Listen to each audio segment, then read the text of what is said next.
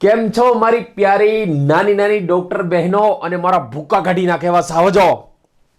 તમારું યાર રિઝલ્ટ જોઈને મજા આવી ગઈ, જોરદાર. મને એમ હતું કે 7મી 8મી કે 10મી ટેસ્ટે મેળવશે, આ તો સીધા સેકન્ડ ટેસ્ટમાં જ ભૂકા કાઢી નાખ્યા. હવે મને ખ્યાલ આવી ગયો તમે સાલાઓ બધાય સાવજો મારા ધારોય કરી શકો છો. મારી પ્યારી નાની બહેનો, તમને તો બહુ ખીજાઈશ જો હવે આનાથી ઓછા માર્ક્સ આવે. હવે મને ખ્યાલ આવી ગયો કે તમારી કેપેસિટી શું છે. એટલે આનાથી તો ભૂલથી ઓછા માર્ક્સ લાવતા નહીં. જે આ 9th નવેમ્બરની ટેસ્ટમાં તમે જે માર્ક્સ લાવ્યા છો, મજા આવી ગઈ જોઈને. 600 ઉપર આઈ થિંક 16 સ્ટુડન્ટ, 16 વ્યક્તિ તો ખાલી 600 ઉપર હતા. એનો મતલબ એવો થયો કે ફાઇનલમાં આપણે મિનિમમ 30થી 35 તો મિનિમમ 600 ઉપર આવવા જોઈએ. કારણ કે શરૂઆતની ટેસ્ટમાં તો ઓછો જ કરી દે, પછી ધીમે ધીમે ધીમે વધતો જવાનો.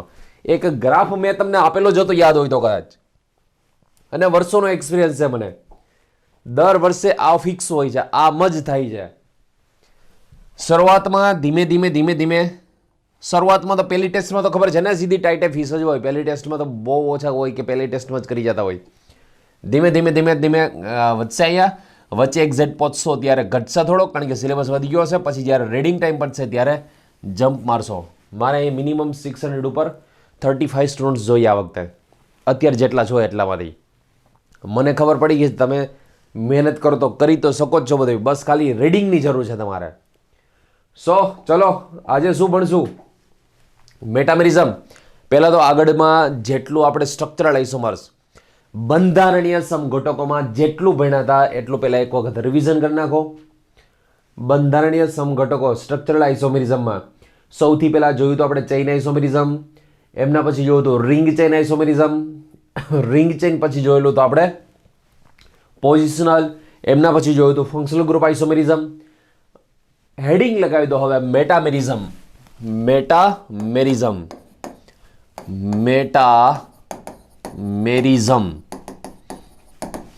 ગુજરાતીમાં પણ આને મેટામેરિઝમ જ કહેવાય.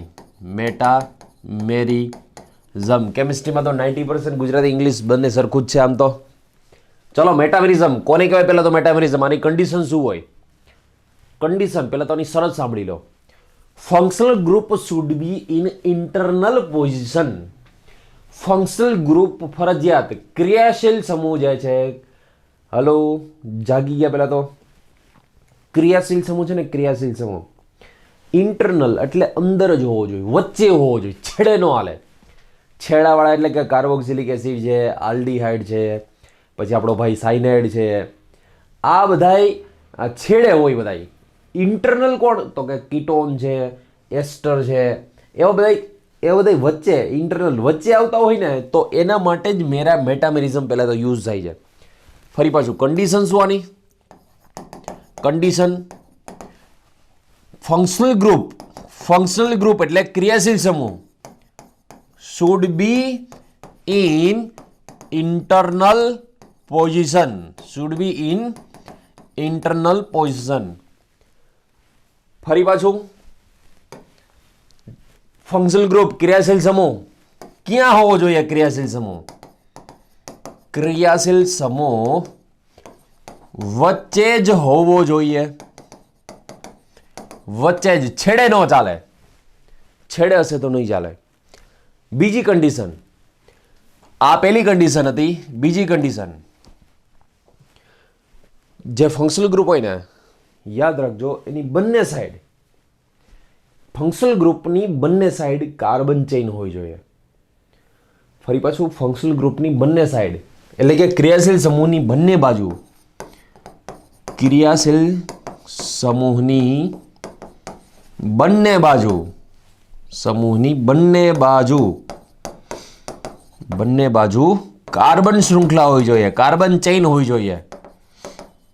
કાર્બન શૃંખલા હોવી જોઈએ. કાર્બન શૃંખલા હોવી જોઈએ મતલબ કે કાર્બન ચેઇન હોવી જોઈએ. ફોર એક્ઝામ્પલ જોજો, અહીંયા તમને પૂછે કે આના આઇસોમેરિઝમ એટલે કે મેટામેરિઝમ બની શકે? તો કે આ બને. આ કીટોન છે ને, કીટોન એની બંને સાઈડ કાર્બન શૃંખલા છે, તો આ મેટામેરિઝમ દર્શાવે. મેરિઝમ દર્શાવે, કારણ કે બંને સાઈડ કાર્બન શૃંખલા છે એટલા માટે. તમને પૂછે આ મેટામેરિઝમ દર્શાવે, ચલો આ મેટામેરિઝમ દર્શાવે ઓક્સિજન CH2 CH3, તો કે હા મેટામેરિઝમ દર્શાવે, મેટામેરિઝમ દર્શાવે. આનું પણ કારણ કે ઓક્સિજનની બંને સાઈડ, પહેલા તો જો ઓક્સિજન છે ઈથર, બંને સાઈડ કાર્બન શૃંખલા છે, તો બંને સાઈડ કાર્બન શૃંખલા હોય તો એ મેટામેરિઝમ દર્શાવશે. ચલો હજી એક, ચલો વિચારો આ મેટામેરિઝમ દર્શાવે. તમને સપોઝ પૂછે કે CH3 CH2 CHOH CH2 CH3, પેલું તો આમાં આપને શું લાગે ખબર છે કે આ રહ્યું કે આ ક્રિયાશીલ સમૂહ છે OH, એની બંને બાજુ કાર્બન શૃંખલા છે, પણ આ CH2 છે એ તો આ કાર્બનની હારે છે, આ CH2 છે આ કાર્બનની હારે છે, તો ભલા માણસો આ મેટામેરિઝમ ન દર્શાવે, મેટામેરિઝમ ન દર્શાવે. ધીસ ઇઝ નોટ શોઝ મેટામેરિઝમ, એ મેટામેરિઝમ નો દર્શાવે. ક્રિયાશીલ સમૂહની બંને બાજુ હોય, આ કાર્બન શૃંખલા ક્રિયાશીલ સમૂહ OH ની થોડી બંને બાજુ છે, એ તો આ કાર્બનની બંને બાજુ છે. આ કાર્બન સાથે જોડાયેલો છે, આ કાર્બન સાથે જોડાયેલો છે. આમાં કેમ ઓક્સિજનની સાથે આ જોડાયેલો, તો આ ઓક્સિજનની સાથે જોડાયેલો હતો. તો પહેલા તો તમારે એ સમજવું પડે કે મેટામેરિઝમ દે કોણ, તો કે સમૂહની બંને બાજુ, ક્રિયાશીલ સમૂહ ફંક્શનલ ગ્રુપની બંને બાજુ કાર્બન શૃંખલા હોવી જોઈએ, તો જ મેટામેરિઝમ દર્શાવે.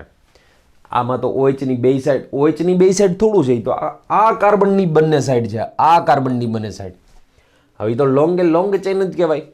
આ તો ખુદ ક્રિયાશીલ સમૂહ કીટોન, આ તો ખુદ કીટોન કહેવાય. એટલે ખુદ કીટોન છે તો એની બંને સાઈડ છે જો અલગ અલગ. એક્ઝામ્પલ આપીશ ને તો વધારે સમજાશે. પહેલા આટલું લખી લો. ચલો આમાં નેક્સ્ટ જુઓ. મેટામેરિઝમની પહેલા તો વ્યાખ્યા, ડેફિનેશન, વ્યાખ્યા લખવાની.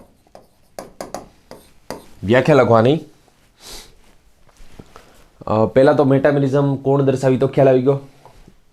ફંક્શનલ ગ્રુપ એટલે કે ક્રિયાશીલ સમૂહની બંને બાજુ કાર્બન ચેઇન અલગ અલગ હોય તો જ એ મેટામેરિઝમ દર્શાવે. મેટામેરિઝમમાં ખાસ સમજો, ઓક્સિજન હોય, કીટોન હોય કે એસ્ટર હોય, બંને સાઈડ કાર્બન. પહેલાં હું તો તમને છે ને પહેલાં મેટામેરિઝમ ખરેખર કોની વચ્ચે બને ને એ સમજાય, તો વ્યાખ્યા પછી લખીએ.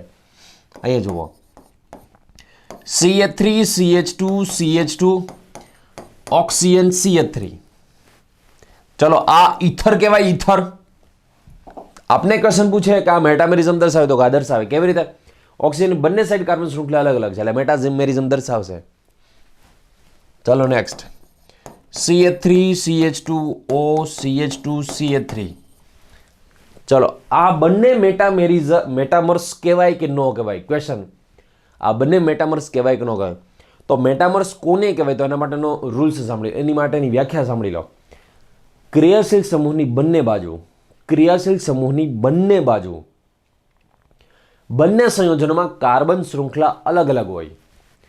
ક્રિયાશીલ સમૂહની એટલે કે ફંક્શનલ ગ્રુપની બંને સાઈડ કાર્બન શૃંખલા બંને સંયોજનોમાં અલગ અલગ હોય, તેમને મેટામર્સ કહેવાય અને આ ઘટનાને મેટામેરિઝમ કહેવાય. વ્યાખ્યા બોલી ગયો, લખી લેજો. પછી ફરી પાછું સમજો. હવે એનો કન્સેપ્ટ સમજો. આનો આ ઓક્સિજન છે ને, ઓક્સિજન, એની આ સાઈડ 3 કાર્બન છે. કેટલા કાર્બન છે? 3 કાર્બન.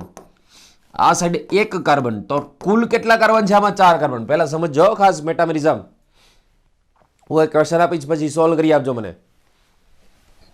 આ સાઈડ 3 કાર્બન છે, આ સાઈડ 1 કાર્બન છે, ટોટલ કાર્બન છે 4 આના. અહીંયા જુઓ, આ સાઈડ 2 કાર્બન છે, આ સાઈડ પણ 2 કાર્બન છે, ટોટલ કાર્બન 4. આ બે તો સરખા જ થવા જોઈએ. તો પહેલા તો જ એને આઇસોમર કહેવાય. અલાવ આ બંને પહેલા તો ફોરસી થવા જ જોઈએ. અને ફોરસી થાય. અહીંયા 3 કાર્બન, આ સાઈડ 1 કાર્બન. આમાં ઓક્સિજનની જે સાઈડ કાર્બન શૃંખલા છે જેવી છે ને એવી આમાં નથી. જો ટોટલ કાર્બન સરખા. અલાવ શું કહું છું ખબર પડે છે કાંઈ? ટોટલ કાર્બન સરખા, પરંતુ બે સાઈડ કાર્બનની લેન્થ જે છે ને, the length of carbon chain around the functional group are different called metamers. ફરી પાછું, the length of carbon chain, હું ડેફિનેશન બોલું છું. The length of carbon chain around the functional group are different called metamers. એલા 100 વાતની એક વાત, જે પણ ક્રિયાશીલ સમૂહ હોય ને એની બે સાઈડ કાર્બન શૃંખલા અલગ અલગ હોવી જોઈએ, એને મેટામર્સ કહેવાય. આર યુ આની સાઈડ 3 કાર્બન, આ સાઈડ 1 કાર્બન. જી આમાં જે શૃંખલા છે ને આમાં નથી જોવા મળતી. જોઈ લો, કુલ કાર્બન સરખા, પણ આમાં 3C1C, આમાં 2C2C. આ બંનેને એકબીજાના મેટામર્સ કહેવાય. મેટામર્સ કહેવાય. બીજું એક્ઝામ્પલ જોવો. ચલો, તમને ક્વેશ્ચન પૂછે કે આ બેને એકબીજાના મેટામર્સ કહેવાય. ચલો, આ બે એકબીજાના મેટામર્સ કહેવાય કે ન કહેવાય? CH3 આ બંને એકબીજાના મેટામર્સ છે કે નહીં? તો પેલું કે આ જે છે ઈથર, એની આ સાઈડ 1 કાર્બન, આ સાઈડ 2 કાર્બન. કેટલા થયા કુલ? 3. આ સાઈડ 2 કાર્બન, પેલી સાઈડ 1 કાર્બન. કેટલા થયા? 3. આ આંકડો સરખો છે. હવે કોઈ આમાં એવી બુદ્ધિ ન દળાવતા કે સાહેબ આમની બાજુ તો 1 જ કાર્બન છે, આની બાજુ તો 2 કાર્બન છે. તમારી જાણ ખાતર ચલો, આ કાળી બોલપેન, અને કાળી બોલપેન કહેવાય? કાળી નહીં, ભૂરી કહેવાય. કાળી ભૂરી, કાળી ઓબ્લિક ભૂરી બોલપેન. આમ કરી નાખો તો આને શું કહેવાય? લીલી બોલપેન કહેવાય. કારણ કે આડી હોય ત્યારે કાળી ભૂરી હોય, આમ કરી નાખો તો લીલી બોલપેન થઈ જાય. લીલી એટલે કે ગ્રીન. સાચું કે નહીં? હું હાલી નીકળ્યા હોય લાવ. આમ જો, આમ જો, આ કાળી ભૂરી હોય ને તો આ કાળી ભૂરી જ રહી. આમ કરવાથી કંઈ કલર ન બદલે નો, આમ કરો તો કંઈ કલર ન બદલે નો. તો એક વસ્તુ સમજો આમાં, કે તમે આનું ખાલી ડાયરેક્શન બદલાવો છો. હવે આ સંયોજન છે એને તમે પકડીને આમ 180 ડિગ્રી રોટેશન આપી દો, 180 ડિગ્રી, તો આ જ ન થાય? બે એક જ ન કહેવાય. તો આ સાઈડ 1 કાર્બન, આ સાઈડ 2 કાર્બન, તો આમાં એ જ છે. 100 વાતની 150 વાત. આમાં જોજો, જે આંકડા આમાં આવે ને, જે આંકડા આમાં, જે ફિગર આમાં આવે ને, એ ફિગર આમાં, એ ફિગર એમાં રિપીટ ન થવો જોઈએ. આમાં જુઓ, આમાં જે ફિગર આવ્યો ને, હું ટોટલ ફિગરની વાત નથી કરતો. ટોટલ ફિગર તો સેમ જ હોવો જોઈએ, તો રિપીટ થવું જ જોઈએ. એ રિપીટ ન થાય તો તમે એને ઓલો કેવો કહેવાય, સ્ટ્રક્ચરલ આઇસોમર થોડી કહી શકો એને, આઇસોમર જ ન કહેવાય. તો એ આમાં જે ફિગર રિપીટ થાય ને એમાં ન થવો જોઈએ. અને આમાં તો જે ફિગર છે ને એ જ રિપીટોમાં થયો, એ જ ફિગર. આમાં એકડો છે ને તો આમાં એકડો આવવો જ ન જોઈએ. આમાં એકડો છે ને તો આમાં એકડો આવવો જ ન જોઈએ. આમાં બગડું છે ને તો આમાં બગડું આવું જ ન જોઈએ. રિપીટ થવો જ ન જોઈએ. ટોટલ છે ને એ જ સેમ રહેવો જોઈએ, બાકી સેમ ન રહેવો જોઈએ. તો આ બેને એકબીજાના મેટામર્સ ન કહેવાય. એ બે ખરેખર છે શું? આંકડા સરખા છે. આ આંકડા સરખા છે તો આ ખરેખર આ એકબીજાના હોમોમર છે. હવે હોમોમર્સ એટલે તો કે આઈડેન્ટિકલ. આઈડેન્ટિકલ એટલે આ ઈ છે, હો, ઈ. આઈડેન્ટિકલ એટલે એને ઇંગ્લિશમાં કહેવાય એક જ. એક જ. આ બે છે ને, બે અલાવ એક જ છે. આ બે, આ કઈ અલગ અલગ થોડી ના છે. આ બે અલગ અલગ છે, આ બે એક જ છે. હવે જો મેટામેરિઝમમાં પરફેક્શન માટે શું કરવું ખબર છે? પરફેક્શન માટે તમને આઈયુપીસી આવડવું જોઈએ. આ આઈયુપીસી એટલે તો આપણે ભણ્યા હતા કે ભાઈ આ તમને સ્ટીરિયોકેમિસ્ટ્રી તો જ આવડે. આ જોજો, સમજો. આ વખતનો મારા ખ્યાલ મુજબ આ વખતનો ક્વેશ્ચન મેટામેરિઝમનો છે. મને એવું અંદરથી દેખાય છે. ન પૂછાય તો પૈસા લઈ જાજો પાછા તમ તારે, અને પૂછાય તો ડબલ આપી જાજો પાછા. હા પાડતા છે. અહીંયા જુઓ, આનું આઈયુપીસી કેવી રીતે કરાય, કેવી રીતે કરાય નહીં શીખવાડી દીધું છે. આનું આઈયુપીસી કેવી રીતે કરાય. અને અમે કહીએ 1-મિથોક્સી પ્રોપેન કહીએ. તમે શું કહો આને? આ જ કેવું પડે આઈયુપીસીમાં, તો એ સિવાય કંઈ ઓપ્શન જ નહીં. આને કહેવાય ઇથોક્સી ઇથેન. શું કહેવાય ને? Ethoxy ethane. તમે જો બેયના આઈયુપીસી અલગ અલગ, સંપૂર્ણ અલગ અલગ. બંનેના આઈયુપીસી અલગ અલગ છે. જો કાર્બન સરખા, ઓક્સિજન સરખા, હાઇડ્રોજન સરખા, બધું સરખું, પણ બેના આઈયુપીસી અલગ અલગ. આનું આઈયુપીસી, ચલો, oxygen goes with in ether, oxygen goes with short carbon chain. ઓક્સિજનને કોની સાથે રાખવાનો? નાની કાર્બન શૃંખલા સાથે. ચલો, ઓક્સિજનને નાની કાર્બન શૃંખલા સાથે રાખો તો ઓક્સિજનને નાની કાર્બન શૃંખલા સાથે રાખો તો આને મિથોક્સી કહેવાય. શું કહે આને? મિથોક્સી. અને 2 કાર્બન છે એટલે શું કહે આને? ઇથેન. ઓક્સિજનને નાની કાર્બન શૃંખલા સાથે એટલે આને શું કહેવાય? મિથોક્સી. અને 2 કાર્બન એટલે ઇથેન. તો તમને એવું નથી લાગતું આ બે મેં હરખું જ લખ્યું છે? તો હરખું એટલે શું? તો એક જ કહેવાય ને. એક જ ને ગુજરાતીમાં કે હોમોમર અથવા તો આઇડેન્ટિકલ. હોમોમર અથવા તો આઇડેન્ટિકલ કહેવાય. 100 વાતની પૂર્ણ 200 વાત આ બે એક જ છે. અને બે એક જ હોય ને એને મેટામર્સ ન કહેવાય. મેટામર્સમાં તો જે ક્રિયાશીલ સમૂહ હોય ને બે સાઈડ કાર્બન શૃંખલા અલગ અલગ હોય. જે ક્રિયાશીલ સમૂહ હોય એની બંને બાજુ કાર્બન શૃંખલા અલગ અલગ હોય તો જ એને શું કહેવાય? એકબીજાના મેટામર્સ કહેવાય. ચલો હવે નેક્સ્ટ એક્ઝામ્પલ. હવે હું ઘણા બધા એક્ઝામ્પલ તમને સમજો. મેટામર્સ કોના કોના મળે એ તો ખ્યાલ આવી ગયો કે વચ્ચે શું હોવું જોઈએ? ક્રિયાશીલ સમૂહ. ચલો આ કીટોન આવી ગયો. આ ચલો CH3 CH2CO CH2 CH3 બંને સાઈડ જો, બંને સાઈડ. આની આ સાઈડ 3 કાર્બન એટલે કે 3C, આ side 1C is equal to 4C. મનમાં ક્વેશ્ચન તો ઘણા બધા થતા હશે પણ તમે થોડીક વાર રાહ જોવો. મને પહેલા પૂરું કરી લેવા દો યાર. વચ્ચે બોલોમાં યાર મને પહેલા પૂરું કરી લેવા દો. અહીં જો એવું ઓફલાઈનમાં થતું હોય. અહીં જો આ સાઈડ 2C, પેલી side B 2C is equal to 4C. 2C 4C. આ જોઈ લો, આ 4C અને આ 4C બે સરખા છે પણ આમાં જે આંકડું આવ્યું એ આંકડું આમાં છે નથી. તો એનો મતલબ એવો થયો કે આ બે એકબીજાના મેટામર્સ છે. તો આ બે એકબીજાના મેટામર્સ છે. ચાલો next. CH3 CH2 CH2 NH CH2 CH3. પછી જો CH3 NH CH2 CH2 CH2 CH3. Total carbon same થવો જોઈએ. આ સાઈડ છે 3C, આ સાઈડ છે 2C is equal two 5C. આ સાઈડ છે 1C એટલે 1 કાર્બન. આ છે 4C is equal two 5C. બંનેમાં સરખા છે. જુઓ બંનેમાં સરખા છે કાર્બન. બંનેમાં કાર્બન સરખા છે પણ આમાં જે ફિગર છે એ ફિગર આમાં આવે દેખાય જ કઈ? બેયમાં ફિગર અલગ અલગ છે. બેયમાં ફિગર અલગ અલગ હોય એનો મતલબ શું થયો? કે આ બે એકબીજાના મેટામર્સ છે. આ બે એકબીજાના મેટામર્સ છે. બરોબર. હવે જોરદાર વિચારજો. પેલા આને આટલાને લખી તો લો. હવે હું ક્વેશ્ચન આપું ને જોરદાર વિચારજો. ક્વેશ્ચન આ એકચ્યુઅલી PMTમાં પૂછાઈ ગયેલો ક્વેશ્ચન છે. આ ટાઈપનો ક્વેશ્ચન JEEમાં પણ આવી ગયેલો છે. સમજો ખાસ હું ક્વેશ્ચન શું પૂછું છું.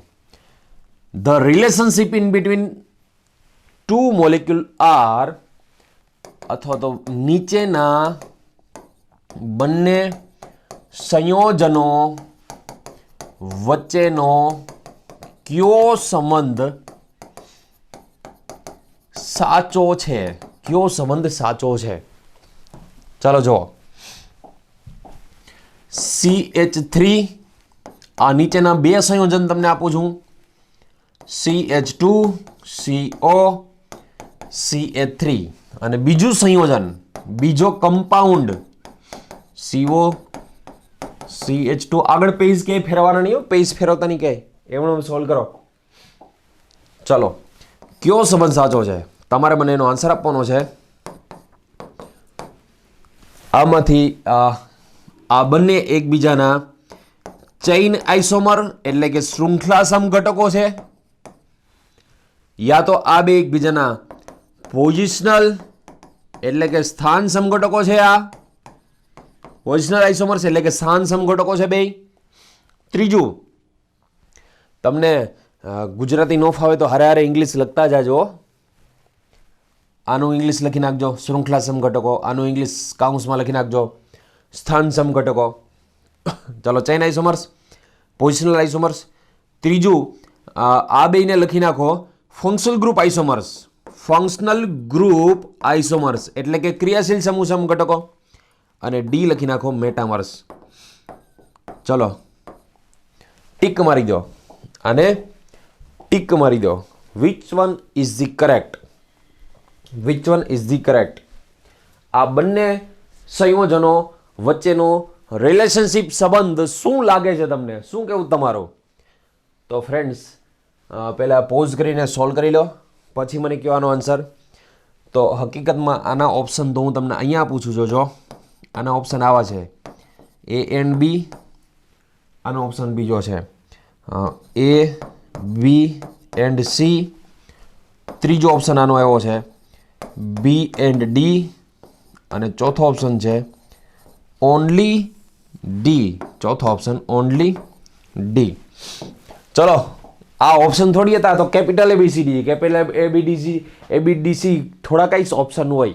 ઓપ્શન કા સવાલ એબીસીડી હોય કાં તો આંકડા હોય. આ કઈ થોડા, આ તો સ્ટેટમેન્ટ આપ્યા છે. મેં તમને ક્યાં કીધું આમાંથી ઓપ્શન છે? The correct answer is B and D.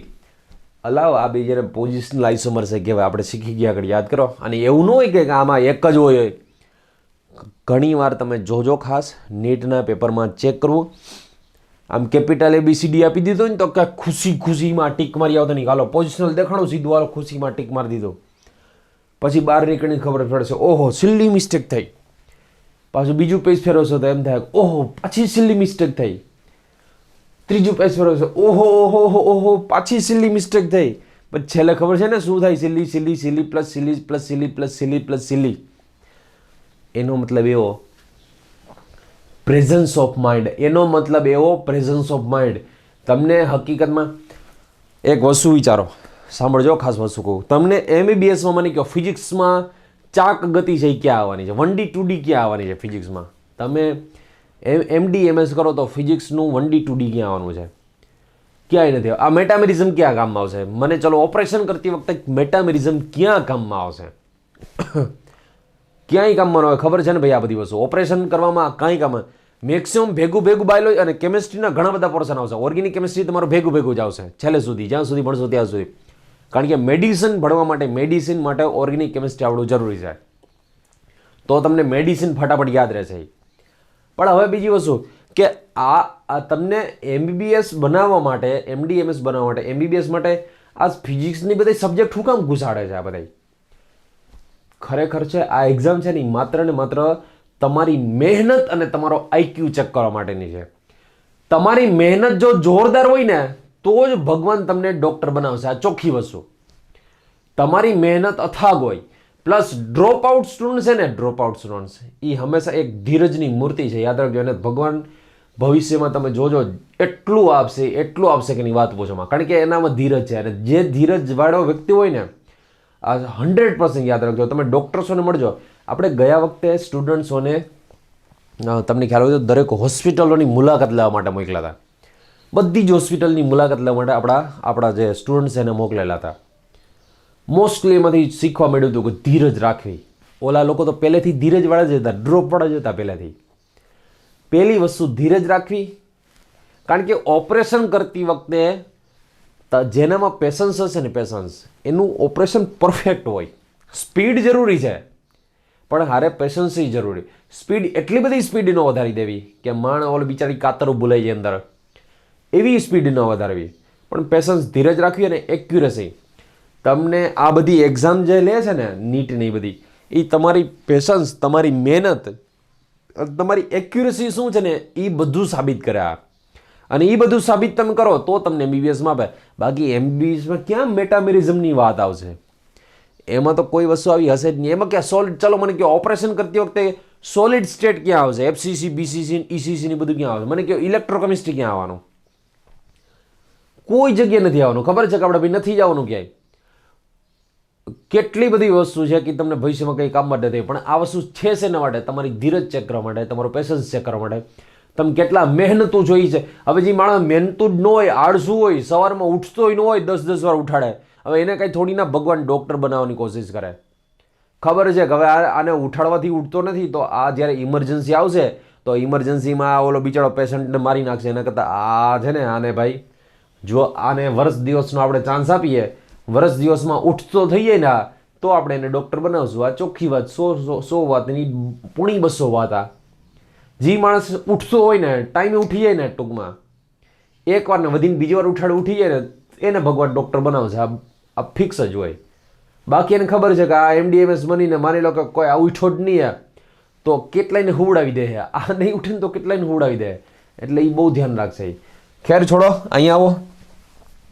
ટૂંકમાં આખી ગેમ આ જોજો. Presence of mind, fully presence of mind હોવું જોઈએ. ફૂલ્લી પ્રેઝન્સ ઓફ માઇન્ડમાં આ ઓપ્શન નથી. ઓપ્શન બાજુમાં એ પાસે ચેક કરવાના, ખાસ નીચે ઓપ્શન પાસે. આ તો સ્ટેટમેન્ટ આપેલા હોય બધા. આ બેયને ખરેખર પોઝિશનલ એટલે કે સ્થાન સમઘટકો પણ કહેવાય, અને આને એકબીજાના મેટામર્સ પણ કહેવાય. આ બે એકબીજાના મેટામર્સ પણ છે અને સ્થાન સમઘટકો પણ છે. એક કરતાં વધુ પણ હોઈ શકે છે. આ લખી લો છો. ચલો નેક્સ્ટ. હજી એક કામ કરો, ક્વેશ્ચન આ જ લખો. ક્વેશ્ચન આ જ લખો અને આમાં ઓપ્શન આ જ લખો. ક્વેશ્ચન આ જ અને ઓપ્શન આ. ચલો મને આ બેયનું સિલેક્શન કરી આપો. આ બંને જે સંયોજનો હું તમને આપું છું, આ બંને એકચ્યુઅલી છે શું? આ OCH3. ચલો ઓપ્શન આગળના જે ચાર છે એ કોપી પેસ્ટ કરી દો. આગળના જે ચારે ચાર છે ને એને કોપી પેસ્ટ કરો અને મને આનો આન્સર આપી દો. ચલો આ બંને છે શું? આ બેયને કહેવાય શું? ફરી પાછું ક્વેશ્ચન આ જ, આન્સર તમારે મને શોધીને આપવાનો છે કે આગળનામાંથી આ છે શું? તો આનો આન્સર આવશે ઓનલી ડી. ઓનલી ડી એટલે કે આ ખાલી મેટામર્સ. આ મેટામર્સ જ છે. આને તમે પોઝિશનલ ના કહી શકો. કેમ પોઝિશનલ ના કહી શકો? તો કે ન, આ તો પેલા એસ્ટર છે, બરાબર? આ છે શું? એસ્ટર છે. અને જો આ એસ્ટર હોય તો એસ્ટરમાં તો તમને ખબર છે અહીંયાથી જ 1 નંબર સ્ટાર્ટ થાય. 1 2 3 4. આમાં 1 2. આમાં પોઝિશનની વાત નહીં આવે. બે 1 નંબર ઉપર જ રહેવાના. આમાં 1 નંબર આને આવશે, આમાં 1 નંબર આને આવશે. એટલે પોઝિશનલ છે જ નહીં. આ ખાલી શું છે? આ મેટાવર્સ. અને હા, એસ્ટરની વાત આવી ને એટલે એક તમને વસ્તુ આ પણ કહી દઉં. ચલો મેટામેરિઝમ ટૂંકમાં હવે તમને સમજાઈ ગયું. મેટામેરિઝમમાં આટલી જ વસ્તુ છે કે ક્રિયાશીલ સમૂહની બંને બાજુ અલગ અલગ હોવા જોઈએ કાર્બન શૃંખલા. એને મેટામર્સ કહેવાય. ખ્યાલ આવી ગયો? અને મેટામેરિઝમની સાથે સાથે એ પોઝિશનલ પણ હોઈ શકે કીટોનમાં. ચલો એક કામ કરો, હજી એક ક્વેશ્ચન સોલ્વ કરી લઈએ. હજી આ ત્રીજો ક્વેશ્ચન. ઓપ્શન આગળના છે એ જ બધાય. CH3 CH2 CH2 NH CH3 and CH3 CH2 NH CH2 CH3. ચલો મને આનો આન્સર આપો. ઓપ્શન આગળના છે જ, આનો આન્સર શું આવશે? તો ફ્રેન્ડ્સ આનો આન્સર પણ ડી જ આવશે. ઓનલી મેટામર્સ. ઓનલી મેટામર્સ. આ ખાલી ઓનલી મેટામર્સ મતલબ ઓનલી ડી છે. આનો આન્સર ડી આવશે, ઓનલી મેટામર્સ વાળો. આ ફક્ત ને ફક્ત મેટામર્સ જ છે, આ બીજું કોઈ છે જ નહીં. ચલો ધ્યાન આપો હવે અહીંયા. આવા ઘણા બધા ક્વેશ્ચન ડિટેલમાં હું તમને આખી ઓલી સીટ જે મેં તમને આપેલી છે એ સોલ્યુશન લેક્ચર મૂકીશ જ હું. પણ ઘણીવાર આવું થતું હોય. જુઓ, માની લો કે આ છે એસિડ છે, બરાબર? આ છે એસિડ અને આ છે એસ્ટર છે. જોઈ લેજો. આ પણ જુઓ, COOH OCOCH3. આ પણ એસ્ટર છે. બંને સરખા જ છે હો. આમ તો બંને સરખા મતલબ અણુભારની દ્રષ્ટિએ સરખા છે. બંને સંયોજન સરખા નથી. બંને સંયોજન તો અલગ અલગ જ છે. કારણ કે આમાં ઓક્સિજનની સાથે મિથાઇલ છે, ઓક્સિજનની સાથે આ ફિનાઇલ. તમને આમાં બેમાં ખબર છે કે ભાઈ આમાં કિંગ કોણ છે? આ છે કિંગ. તો 2 નંબર આને આવે, 3 અહીંયા, 4 અહીંયા, 5 અહીંયા, 6 અહીંયા. હવે કિંગ તરીકે એસિડ, કાન ખોલીને સાંભળજો. કિંગ તરીકે અહીંયા એસિડ છે ને, કિંગ તરીકે એસિડ. તો પહેલું તો ઓલો રૂલ્સ ભૂલી જાઓ કે એસ્ટરમાં ઓક્સિજનની સાથે જોડાયેલું પહેલા લખવું. એ રૂલ્સ જ ભૂલી જાઓ. એ રૂલ્સ ક્યારે હોય કે એસ્ટરમાં ઓક્સિજનની સાથે જોડાયેલું પહેલા લખવું. મને કહો પહેલા. ચલો, એસ્ટરમાં ઓક્સિજનની સાથે જોડાયેલું પહેલા લખવું. એ રૂલ્સ હોય ક્યારે? જ્યારે એસ્ટર પોતે ખુદ કિંગ હોય ને તો જ હોય. એસ્ટર પોતે શું હોવું જોઈએ? કિંગ હોવો જોઈએ. તો જ એવું હોય. હવે આમાં એસ્ટર થોડી ના કિંગ છે. આમાં કિંગ તો આ છે, કાર્બોક્સિલિક એસિડ. હવે કિંગ આ હોય તો આને તો શું સમજવાનું? આપણે પાયદળ સમજવાનું. તો પાયદળ સમજવું ને તો આને લખવાનું કેવી રીતે? આને આ એસ્ટર માટેનો પ્રિફિક્સ એટલે કે આગળ પૂર્વક લખવો છું. એસ્ટરનો તમને પ્રત્યય તો ખબર છે ઓએટ, એસ્ટરનો પ્રત્યય તો ખબર છે ઓએટ, પણ પૂર્વક તરીકે લખવાનું થાય તો શું લખવું? તો પૂર્વક તરીકે લખવાનું થાય ને તો આના બે કટકા કરવા પડે. અને આના બે કટકામાં શું કરવું પડે ખબર છે? પહેલા આને લખવું પડે મિથેન પ્લસ ઓક્સી એટલે મિથોક્સી, અને આખે આખું છે ક્યાંય 2 નંબર ઉપર ને, તો આને કહેવાય 2 મિથોક્સી, અને CO ને કહેવાય કાર્બોનાઇલ અથવા તો કાર્બોનિલ. 2 methoxy carbonyl. ફરી પાછું 2 મિથોક્સી. હવે અહીંયા મિથોક્સી એટલે ઇથર નથી, પહેલા સાંભળજો. અહીંયા મિથોક્સી એટલે ઇથર નથી. આ મિથોક્સી કાર્બોનિલ એટલે એસ્ટરનો પૂર્વક છે. મિથોક્સી કાર્બોનિલ એટલે શું છે? એસ્ટરનો પૂર્વક છે. મિથોક્સી કાર્બોનિલ, મિથોક્સી અને આ કાર્બોનિલ એ એસ્ટરનો પૂર્વક છે. અને આને કહીએ આપણે બેન્ઝીન કાર્બોક્સિલિક એસિડ અથવા તો benzoic acid. Benzene carboxylic acid અથવા તો બેન્ઝોઇક એસિડ. પણ જો તમને યાદ રાખજો એક્ઝામમાં આમ આપેલું હોય 2 methoxy carbonyl, 2 methoxy carbonyl benzene carboxylic acid, benzene carboxylic acid, અને બેમાંથી ગમે એકને જ ટીક મારવાનું હોય છે. બંને સાચા જ, બંને આઈયુપીએસી છે, પણ બેમાંથી ગમે એકને ટીક મારવાનું હોય તો આને ટીક મારીને આવજો, જે ડબલ ટીક. ટૂંકમાં આ પરફેક્ટ, કારણ કે બેન્ઝોઇક એસિડ તો આઈયુપેક એઝ વેલ એઝ કોમન ને બેયમાં આવે, યાદ કરો. આ તો 100% આઈયુપેક જ. તો એસ્ટર માટે ખ્યાલ આવી ગયો. મિથોક્સી કાર્બોનાઇલ બોલાય એને. શું બોલાય? મિથોક્સી કાર્બોનાઇલ બોલાય એને. હવે જો પણ આ રીતનો એસ્ટર આપ્યો હોય તો, આ રીતનો એસ્ટર, આ એસ્ટર જ છે પેલા, એ ખબર પડી જોઈએ છે, તો એ એસ્ટર જ છે. આનું આઈયુપેક કેવી રીતે કરવું? પહેલા તો કિંગ આ છે, જો બરોબર, કિંગ આ છે એટલે 1 નંબર તો એસિડ ને જ આવશે. એસિડના કાર્બનની બાજુનો કાર્બન બેન્ઝીન સાથે જોડાયેલો છે. આમાં ભૂલથી 1 નંબર આને ન આપી દેતા હોય એસિડના કાર્બનને, તો એસાયક્લિક હોય, અચક્રીય હોય તો હોય. ચક્રીયમાં તો જે ચક્ર હારે જોડાયેલો હોય ત્યાં 1 નંબર આપવો. ચલો આનું કેવી રીતે કરવું આઈયુપીએસી? તો આના આઈયુપીએસી માટે યાદ રાખજો, આ પહેલા તો એસ્ટર કયા નંબર ઉપર છે? 2. હવે આમાં શું કરવું પડે ખબર તમારે? ઉલટો એસ્ટર છે ને, ઉલટો એસ્ટર. તો આટલા સમૂહને તમારે પહેલા બોલવો પડે. આટલો સમૂહ શું છે? એટલો સમૂહ તો કે COCH3 એટલે એસિટાઇલ કહેવાય. COCH3 એટલે શું? એસિટાઇલ. અને આ ઓક્સી એટલે 2 એસિટાઇલોક્સી, 2 એસિટાઇલોક્સી. આને કહેવાય બેન્ઝોઇક એસિડ, બેન્ઝોઇક એસિડ, અથવા તો એને 2 acetyloxy, 2 acetyloxy benzene carboxylic acid, benzene carboxylic acid. અને ડબલ ટીક. ટૂંકમાં આ પરફેક્ટ આઈયુપેક. ઓલું તો કોમન નેમમાં આવે. બે એસ્ટર છે, પણ જો ક્યારે મિથોક્સી કાર્બોનિલ વાપરવો અને ક્યારે એસિટાઇલોક્સી વાપરવો, ખ્યાલ આવી ગયો? કારણ કે આ એસિટાઇલ કહેવાય ને આ ઓક્સી કહેવાય, એસિટાઇલોક્સી કહેવાય.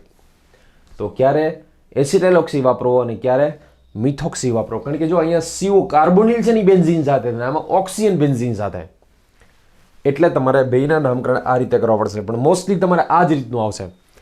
ચલો પહેલાં એક કામ કરો, આને લખી લો, પછી સમજાવું પાછું બીજું એક. માની લો કે તમારે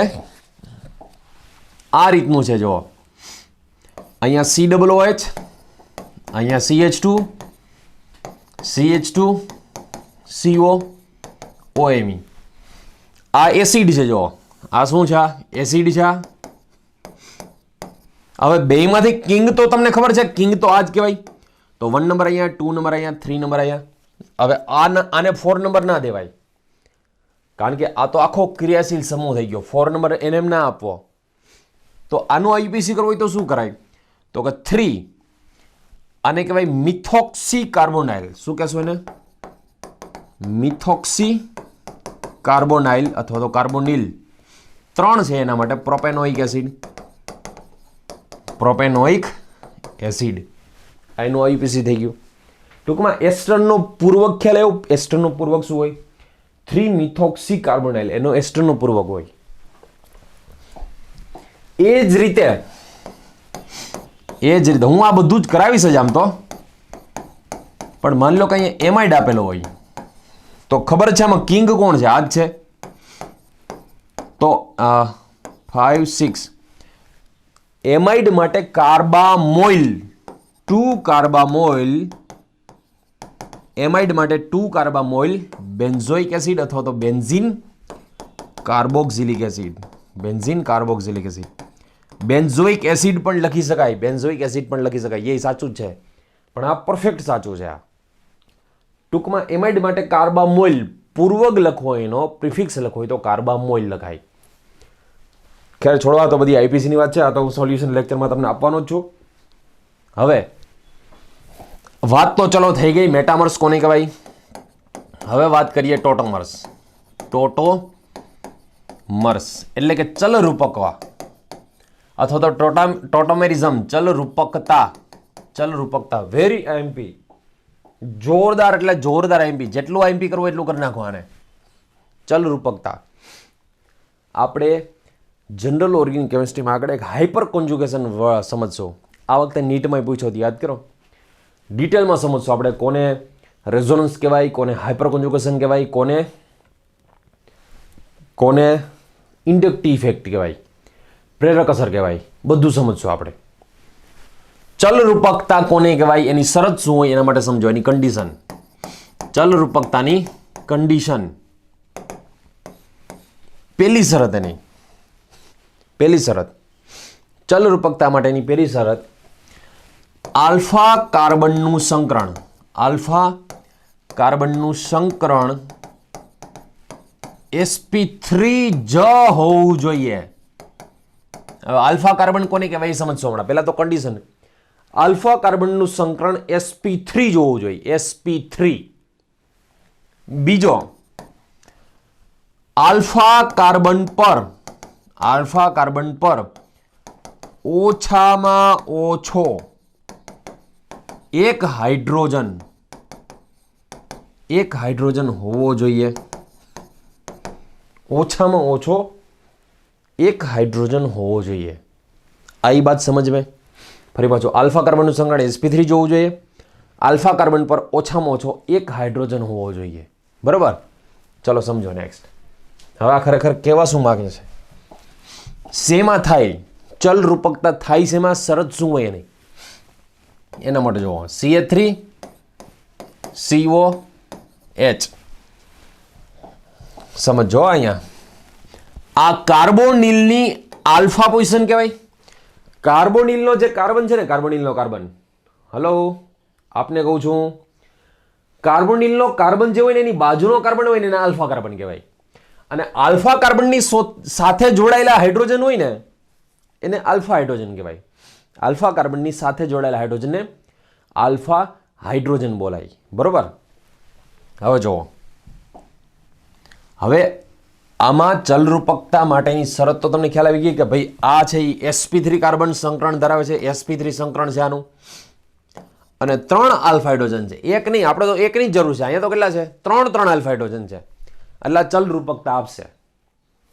જોજો હવે એના માટે ચલરૂપકતા કેવી રીતે કરવી, આની એની શરત શું હોય. પહેલા તો જુઓ, CH3COH આ ખરેખર પ્રતિવર્તી હોય છે, એસિડિક અથવા તો બેઝિક માધ્યમ.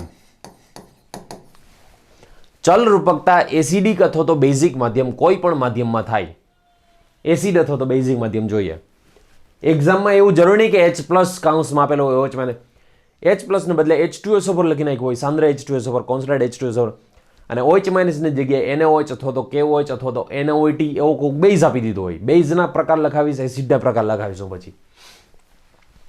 હવે આની ચલરૂપકતા કેવી રીતે કરવાની, શું કરવાનું આમાં હું મિકેનિઝમ સાથે સમજાવીશ તમને. પહેલા એમનેમ સમજી લો, મિકેનિઝમ સાથે આપણે ડિટેલમાં સમજશું. જોજો અહીંયા આનો H કાઢી અને એ ડબલ બોન્ડ કેવી રીતે જો અહીંયા સમજો. આલ્ફા કાર્બનનો H આવી રીતે કરવાનો, અહીંયા CO, આ H, CO ની બાજુનો કાર્બન આલ્ફા કાર્બન કહેવાય. આનો H કાઢીને અહીંયા લગાવી દેવાનો. ટૂંકમાં ડબલનું સિંગલ થઈ જાય, સિંગલનું ડબલ. આ રેઝોનન્સ નથી હો, પહેલા સમજો, આ રેઝોનન્સ નથી. રેઝોનન્સમાં એવું જ હોય, પણ ડબલનું સિંગલ ને સિંગલનું ડબલ. આમાં થોડુંક અલગ રીતે છે. આ રેઝોનન્સ નથી. રેઝોનન્સમાં તો double double bond lone pair એ રેઝોનન્સની કન્ડિશન હોય, સમજશું જ આપણે. ટૂંકમાંની આલ્ફા કાર્બન અને કાર્બોનિલ કાર્બન અહીંયા સિંગલનો ડબલ બોન્ડ કરી નાખવાનો. સિંગલનો ડબલ બોન્ડ એટલે CH2 ડબલ બોન્ડ C થાય. ચલો સિંગલ કા ડબલ હો ગયા, ડબલ કા સિંગલ. ટૂંકમાં એકના બે, બેના એક. સટ્ટો નથી હો, સટ્ટામાં એવું થતું હોય. આ સટ્ટો નથી. એકના બે ડબલ બોન્ડ કરવાના, ડબલ બોન્ડનો એક બોન્ડ કરવાનો. ઓક્સિજન ઉપર નેગેટિવ આવે ને ત્યાં આનો H લઈ લેવાનો, એટલે શું થઈ જાય? OH બની જાય. તો બની ગયો OH બની ગયો આ, બરોબર. જોજો આ CO છે ને, CO એને બોલે કીટો. કીટોન નહીં હો, કીટોન એટલે તો ક્રિયાશીલ સમૂહ થઈ જાય. કીટો શબ્દ ફરી પાછું, કીટો છે ને, કીટો એ ખાલી CO માટે વાપરી શકાય, કાર્બોનિલ સમૂહ માટે. કીટો છે એ ખાલી કાર્બોનિલ સમૂહ માટે વાપરી શકાય. અથવા તો કોઈ પણ Z ડબલ બોન્ડ હોય. Z એટલે કોઈ પણ પરમાણુ, અહીંયા કોઈ પણ પરમાણુ હોય એને નથી જોવાનું, ડબલ બોન્ડ O હોવો જોઈએ. આટલાને કીટો, હું કીટો બોલું છું, કીટોન નહીં. કીટોન તો આખું અલગ થઈ જાય. એમ તો આલ્ડીહાઇડ છે. કીટો એટલે CO. અને આને કહેવાય ઇન. ઇન એટલે આલ્કિનનો. આલ્કિનનો પ્રત્યય યાદ કરો તો આલ્કિનનો પ્રત્યય શું કહેવાય? આલ્કિનનો પ્રત્યય ઇન કહેવાય. આ ઇન અને આ ઓલ, તો આને ઇનોલ. ઇન પ્લસ ઓલ એટલે ઇનોલ. ઇનોલ આ કહેવાય કીટો, કીટોન નહીં. હંમેશા યાદ રાખજો. આ તો મેં અત્યારે આવી રીતનું લખ્યું છે, બાકી હકીકતમાં તો છે ને આને પછી આપણે જોશું કે આ સાચું છે. આ સાચું છે એટલે શું ખબર છે? આમાંથી આ ઓછું બને, કારણ કે આ ખરેખર અનસ્ટેબલ હોય. અનસ્ટેબલ, અસ્થાયી. આ કેવું હોય છે? અસ્થાયી સ્વરૂપ હોય.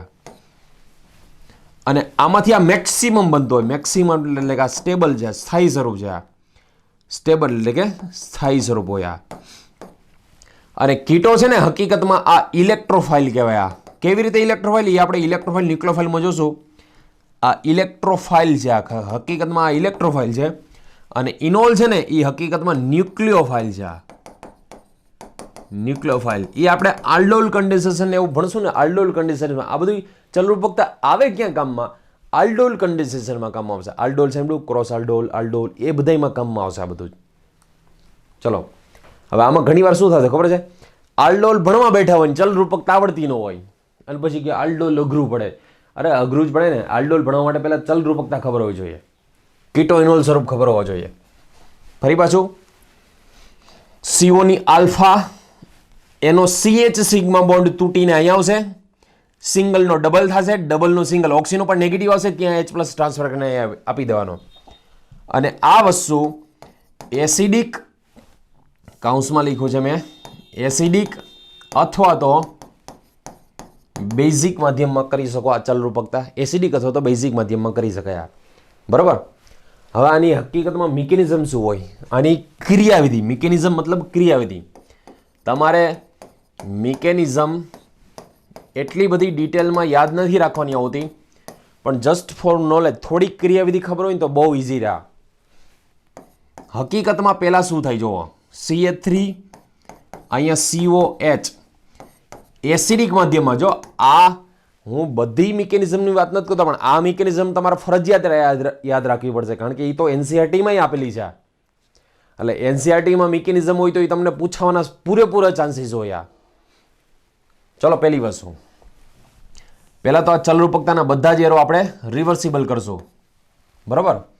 સરખા બે ન હોય. તમને ખબર છે કે આમ આવવાનો દર વધારે હોય, આમ જવાનો દર ઓછો, એટલે આ એરો તમે દર વખતે આમ જ કરજો. કીટો તરફ આવવાનો દર વધારે હોય, ઇનોલ તરફ જવાનો દર ઓછો હોય, એ રેટ ઓછો હશે. ઓક્સિજન ઉપર કેટલા લોન પેર હોય ને એ પણ આપણે ઇનઓર્ગેનિકમાં શીખશું. ઓક્સિજન ઉપર કેમ ભાઈ 2 લોન પેર, 4 નો બોલાય ને, 2 લોન પેર બોલાય. લોન પેર એટલે અબંધકારક ઇલેક્ટ્રોન યુગમાં. સૌથી પહેલા એરો નોટેશન યાદ રાખજો. આની ઉપર પ્રોટોનેશન થશે. એરો મારવાનો નિયમ એવો હોય કે વધુ ઇલેક્ટ્રોનથી ઓછા ઇલેક્ટ્રોન તરફ, more electron rich to electron deficient. વધુ ઇલેક્ટ્રોનથી ઓછા ઇલેક્ટ્રોન તરફ એરો મારવાનો હોય. સૌથી પહેલા આને કહેવાય પ્રોટોનેશન.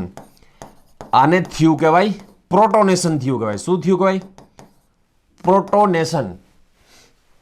આ CH3 છે ને એને હું આવી રીતે લખું, CH2 અને H એને એવી રીતે લખવાનું, બરોબર. જેવો ઓક્સિજન પર પોઝિટિવ આવે એટલે આ બંધના ઇલેક્ટ્રોન પાછા ખેંચી લે. જો આની ઉપર 2 લોન પેર તો હતા, તમે લોન પેર સાઈડમાં લખો નીચે લખો એનાથી કાંઈ ફેર ન પડે, ક્યાંક એવું વિચારતા નહીં સાહેબ આમાં તો સાઈડમાં હતા નીચે ક્યાંથી આવ્યું, આ એટલે એક જ કહેવાય. પહેલા સ્ટેપમાં H+ ઉપર પ્રોટોનેશન, બીજું સ્ટેપ CO ની અહીંયા તમે જો ઓક્સિજન ઉપર પોઝિટિવ એટલે CO અને ઓક્સિજનની વચ્ચે જે ડબલ બોન્ડ છે ને ખેંચી લેશે, તો આ છે ને એ આ બોન્ડને ખેંચી લેશે, સિગ્મા બોન્ડને. પહેલા સ્ટેપમાં H+ એડ કર્યો હતો, હું અત્યારે મિકેનિઝમ પૂરતો તો આને આમ લખું છું. પહેલા સ્ટેપમાં H+ એડ કર્યો હતો, બીજા સ્ટેપમાં H+ રિમૂવ થશે. બીજા સ્ટેપમાં શું થશે? H+ રિમૂવ એટલે કે દૂર થશે. તો આને આમ લખાય CH2 ડબલ બોન્ડ OH, ફરી પાછા લોન પેર 2 આવી ગયા. આ બોન્ડ અહીંયા આવશે, આ બોન્ડ અહીંયા આવશે, એટલે ફરી પાછો બીજો લોન પેર આવી જશે. અને આ જે H+ હતો એ દૂર થઈ જશે. તો શું કહેશું આને? ઇન પ્લસ ઓલ એટલે ઇનોલ. ઇન પ્લસ ઓલ એટલે ઇનોલ કહેવાય એને. આ એ વાત સમજ में? ચલો ફરી પાછું એક વસ્તુ સમજો. હવે આ છે એ કીટો ફોર્મ છે, આ શું છે? આ કીટો ફોર્મ, ઓલું ઇનોલ. એક્ઝામમાં આ ક્વેશ્ચન પૂછો હોય તો પહેલા તો આનું શોર્ટ ટ્રીક તમને સમજાવી દઉં. શોર્ટ ટ્રીક ડાયરેક્ટ તમારે ઇનોલ કીટોમાંથી ઇનોલ કેવી રીતે બનાવવાનું? ડાયરેક્ટ આ COIH, આની આલ્ફા ઉપર H. ડાયરેક્ટ ટ્રીક શું આની? આને આમ કરવાનો, ડબલનું સિંગલ, સિંગલનું ડબલ, બરોબર. પણ હકીકતમાં એક વસ્તુ યાદ રાખજો, આખું ખોલીને સાંભળજો, કાનથી જોજો. આ જોરદાર MP. મોસ્ટલી બધા ભૂલ આમાં કરે છે, ગોખીને ગયા ને આ તો મૈરા. મોસ્ટલી લગભગ આવું ગોખવતા હોય કે ભાઈ H ને છે ને ઉપાડીને અહીં મૂકી દેવાનો એટલે થઈ જાય કીટો ઇનોલ. પણ જોજો હમણાં જરાક હું એક વસ્તુ કહું, અહીંયા CH2 જોજો, આ સિંગલનો ડબલ થઈ જાય, એ તો બરોબર. અહીંયા સિંગલનો ડબલ, અને આ ઓક્સિજન ઉપર નેગેટિવ હોય, નેગેટિવ પર આનો H લઈ લ્યો એટલે અહીંયા શું થઈ જાય? OH. આવું મોસ્ટલી લગભગ તમે ભણ્યા હો કે આવું થાય, પણ આવું નથી થતું હકીકતમાં. જોવો તો ખરા, આ ઓક્સિજન ઉપર ભલે પ્રોડક્ટ આ જ બને, આ કીટો છે ને એમાંથી ઇનોલ આ જ બને, કીટોમાંથી ઇનોલ તો આ જ બને. પણ જો ખાલી આટલું ગોખીને ગયા તો મૈરા કેમ? હમણાં જો હું હમણાં ક્વેશ્ચન એક આપું, સમજો. આ મિકેનિઝમ જોવો તો ફરી પાછી. આ H+ કોનો છે? આ H+, આ H+ છે ને એસિડનો H+ છે. આ H+ કોનો છે? એસિડનો H+, એસિડનો H+ છે. આ જી ઉમેરાય છે, જી ઉમેરાય છે ને ક્યાં ઉમેરાય છે? આ ઓક્સિજન ઉપર ઉમેરાય છે. અને જ્યાં દૂર થાય છે એ H+ કોનો છે? આ દૂર થાય છે H+. આ દૂર છે ને એ સંયોજનનો H+ છે. આ કોનો છે? સંયોજનનો H+ છે. સંયોજનનો H+ દૂર થાય છે. એટલે હકીકતમાં જે આ H+ છે ને એ કાંઈ આ ઓક્સિજન ઉપર નથી આવતો કાંઈ. આ ઓક્સિજન ઉપર આવે છે ને એ H+ તો એસિડનો H+ આવે છે, અને આ H+ છે ને આલ્ફાનો એ તો દૂર થઈ જાય છે. એ શું થઈ જાય છે? દૂર થઈ જાય છે હકીકતમાં. તો સાંભળજો, અહીંયા તમારે એક H+ એડ થાય અને એક H+ દૂર થાય છે. આ પ્લસ થતો એ કોનો છે? આ જે ઓક્સિજન ઉપર આવે આ હકીકતમાં કોનો છે? એસિડનો છે. આ અને દૂર થાય છે સંયોજનનો છે. આ એ સંયોજનનો છે. હવે આવું શા માટે હું શીખવાડું છું તમને? આવું શીખવાડવાનું કારણ શું છે? તો ક્વેશ્ચન જોવો, અતિ ઇઝી છે. તમે લાઈફમાં પહેલી વાર ભણતા હો ને તો એટલે તમને એવું લાગે કે આવું હોય, પણ આ અતિ ઇઝી છે. આ ક્વેશ્ચન સમજવાનો. તમને એક્ઝામમાં આવું પૂછે અને અહીંયા માની લો કે આપેલું હોય H2SO4 ની જગ્યાએ D2SO4. તમને એક્ઝામમાં તો રિવર્સિબલ પ્રતિવર્તી એરાન એવું ન આપેલું હોય. અહીંયા D2SO4, જેમ H2SO4 હોય ને H2SO4 એમ D2SO4 હોય. H+ ની જગ્યાએ ડ્યુટેનિયમ આવી ગયો. અને તમને પૂછે કે આમાં નીચેનામાંથી કયો ચલરૂપક, ક્વેશ્ચન લખજો, નીચેનામાંથી કયો ચલરૂપક સાચો છે? ક્વેશ્ચન પૂરેપૂરો લખજો, નીચેનામાંથી કયો ચલરૂપક સાચો છે? તમને આવું આપેલું હોય, જો CH2 double bond C OH પહેલો ઓપ્શન. બીજો option CH2 double bond C ODH. ત્રીજો ઓપ્શન CH3 CH2OH. ટૂંકમાં કંઈક નવું જ બનાવે. ઓર્ગેનિકમાં તો બહુ સારું, કંઈક અલગ જ બનાવી નાખતા હોય. અને ચોથો option D CH2 double bond ODD.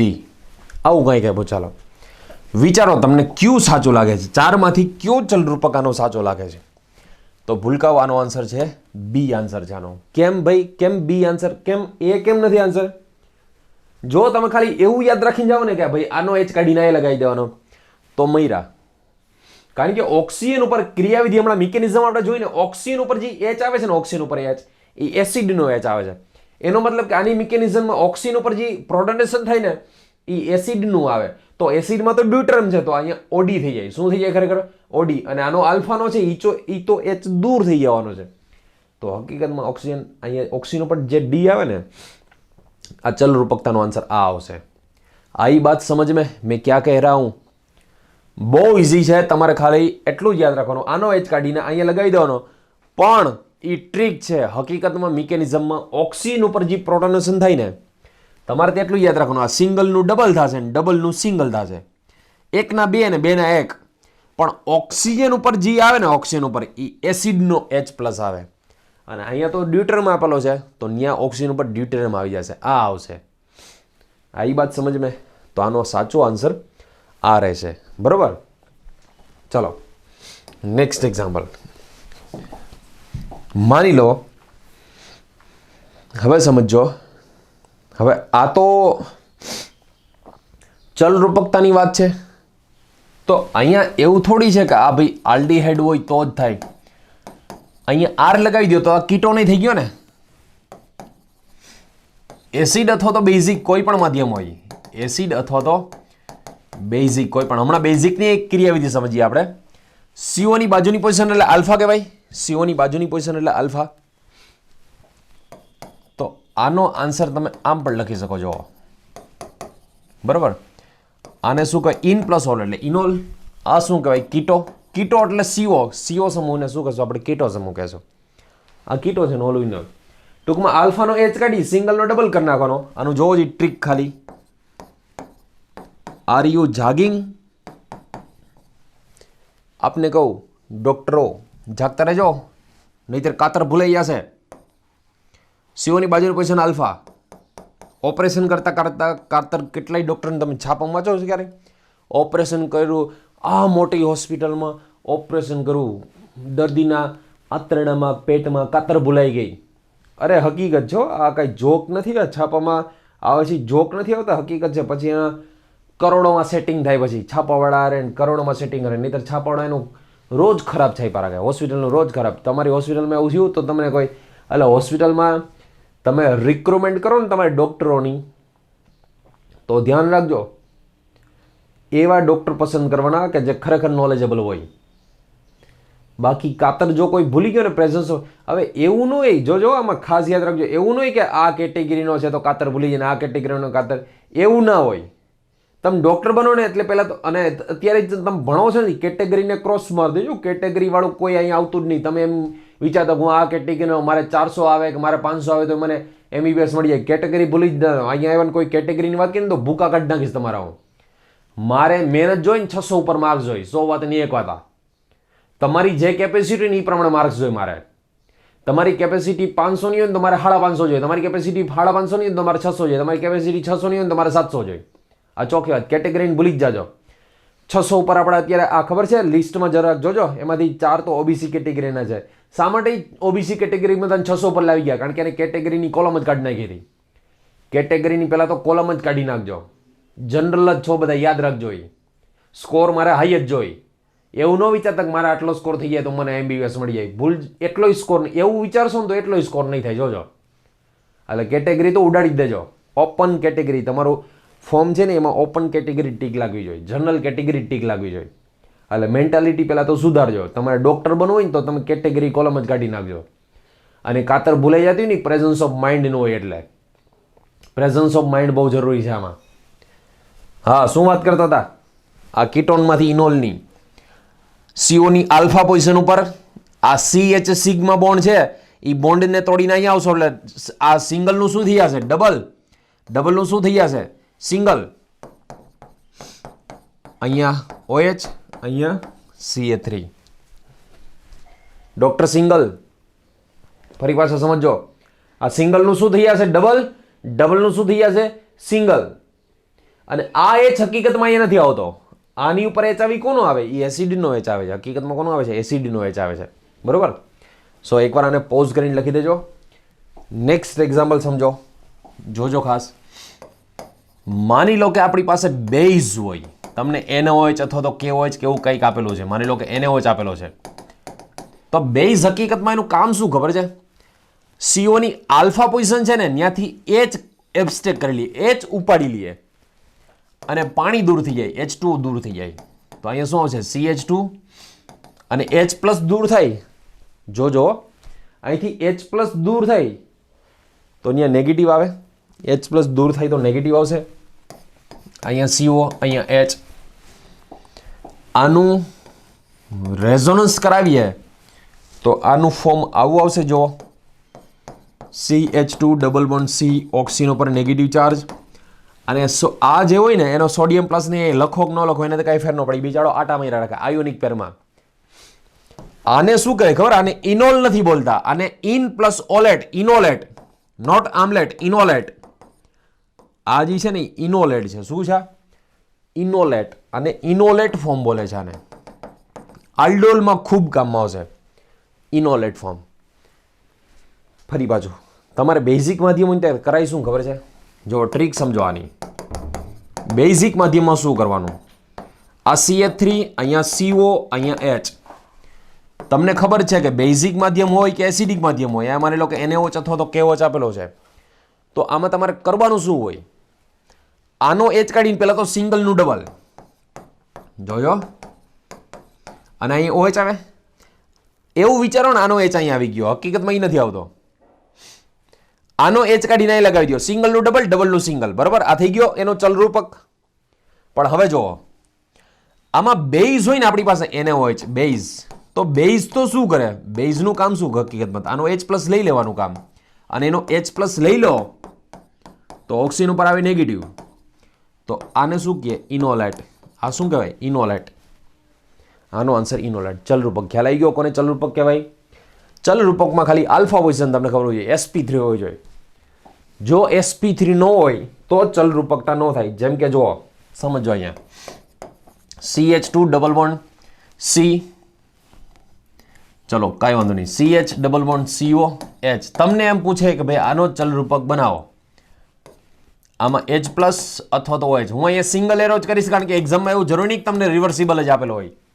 એક્ઝામમાં તો તમને દેખાડે જ નહીં ને રિવર્સિબલ છે, એ તો તમારે નક્કી કરવાનું, ઓપ્શન એ પ્રમાણે સિલેક્શન કરવાનું હોય. તો આનો ચલરૂપક મળે કે ન મળે તો સીધી ના પાડી દેવાની. કેમ ના ભાઈ? અહીંયા તો COની આલ્ફા ઉપર H તો છે, ઓછામાં ઓછો એક H તો છે, તોય કાં ના પાડી દીધી? કેમ ચલરૂપક ન થાય? કારણ કે આ કાર્બન છે ને sp3 નથી, ઈ કાર્બન કેવો છે? sp2 છે. કેવો છે? sp2. ચલરૂપકતા માટે આલ્ફા કાર્બન sp3 હોવો જોઈએ. જો sp3 હોય તો જ એના ચલરૂપકો મળે, sp3 ન હોય તો ચલરૂપક ના મળે. ખ્યાલ આવ્યો શું વાત છે? ચલરૂપકતા માટે, ટોટોમેરિઝમ માટે sp3 કાર્બન હોવો જોઈએ. sp3 ના હોય તો ચલરૂપકતા ના થાય. પણ જોજો, જોરદાર MP. હવે હું કરાવું જોરદાર MP. તમારે દર વખતે જે MP લખવાનું, અથવા તો ક્યારેક ક્યારેક હું ખતરનાક MP લખાવીશ. માની લો કે આવું હોય અને તમને પૂછે કે આનો ચલરૂપક મળે કે ન મળે, અને જો મળે તો કેવો મળે, તો તમે આમાં મોસ્ટલી ભૂલ શું કરી જતા હોય ખબર છોકરા? COની આલ્ફા આટલી જોવે કે અહીં આલ્ફા છે, sp3 આવી ગયો. અરે ચલ રૂપક એટલે ખરેખર તો શું હોય ખબર છે તમારે? ડબલ બોન્ડની બાજુની જોવાની હોય. એવું નહીં કે ખાલી સીઓની જ ખાલી નહીં જોવાની, પણ એક વસ્તુ જો સીઓ હોવો જોઈએ ચલરૂપકતા માટે. સીઓ અથવા તો યાદ રાખજો એન ડબલ બોન્ડ ઓ. હું હમણાં કોણ કોણ ચલરૂપકો આવે એની લિસ્ટ લખાવીશ આખું. આજે જો તમે કટકે જોયો ને લેક્ચર તો મગજનું દહીં થઈ જશે. છે અતિ ઇઝી, પણ તમે ભણ્યા ન હોય ને એટલે તમારે ધ્યાન રાખવું પડે. જે ભણ્યા છે એનો તો કોઈ પ્રશ્ન જ નથી આ, પણ નથી ભણ્યા ને એને ખાસ ધ્યાન રાખજો. પરફેક્ટ કોન્સન્ટ્રેશન સાથે ભણજો. છે અતિ ઇઝી, પણ પ્રેઝન્સ ઓફ માઇન્ડ જોઈએ આમાં. સીઓ છે ને સીઓ, આ ડબલ બોન્ડ એની બાજુમાં એક મૂકીને ડબલ બોન્ડ એટલે રેઝોનન્સ. હજી તમે રેઝોનન્સ નથી શીખા ને એટલે પરફેક્શન નો આવે. એકવાર રેઝોનન્સ શીખી જશો ને, હું જીઓસીમાં રેઝોનન્સ કરાવીશ, પછી તો આ તમને બહુ ઇઝી લાગશે, કારણ કે હજી રેઝોનન્સ તમને ખબર નથી એટલે થોડુંક ડિફિકલ્ટ લાગે. ચલો સીઓ એક બોન્ડ મૂકીને એક બોન્ડ એટલે આમાં રેઝોનન્સ થાય. હવે આ જેમ સી ડબલ બોન્ડ ઓ છે એ આની યાર રેઝોનન્સમાં છે ડબલ બોન્ડ, તો હવે છે ને ખાલી આ સીઓની જ આલ્ફા નહીં જોવાની, આ ડબલ બોન્ડ આ જે કાર્બન છે ને આ સી ડબલ બોન્ડ સી એટલે કે કાર્બનની આલ્ફા છે EsP3 છે, જોઈ લો, અને એની ઉપર આલ્ફા હાઇડ્રોજન 3 છે.